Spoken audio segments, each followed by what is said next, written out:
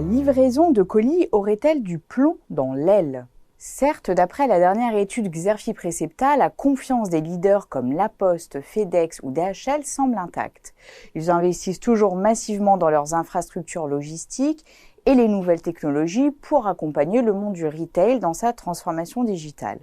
La décarbonation de leur modèle se hisse également en tête de leurs priorités à l'heure où les ZFE se mettent en place dans les grandes agglomérations. Toutefois, d'après les experts de Xerfi, le marché a connu en 2022 un contre-coup et le e-commerce, moteur du marché, donne désormais de sérieux signes de fatigue après 2 années hors normes. À ce phénomène s'ajoutent de vives tensions sur les coûts des spécialistes de la supply chain. L'énergie, les salaires, les loyers des entrepôts progressent, tandis que les charges financières remontent dans le sillage des taux d'intérêt.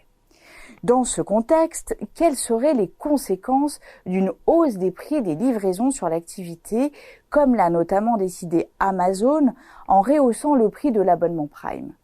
Par ailleurs, la recomposition du jeu concurrentiel va-t-elle se poursuivre après la récente vague de rachats? Et quelles évolutions attendre du marché français du colis d'ici 2025? Après avoir analysé les principaux enjeux auxquels font face les acteurs du marché, cette nouvelle étude présente les moyens mis en œuvre par les acteurs du colis pour rester dans la course et accélérer leur développement. Mentionnons le développement des capacités de traitement des colis à l'instar de Deutsche Post DHL qui investit pour absorber la hausse des flux.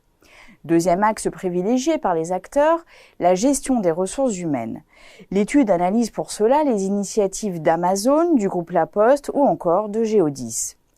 Les acteurs du colis élargissent aussi les services proposés avec les nouvelles solutions de livraison hors domicile, comme les consignes automatiques ou les partenariats avec les réseaux de voisins relais de Welco.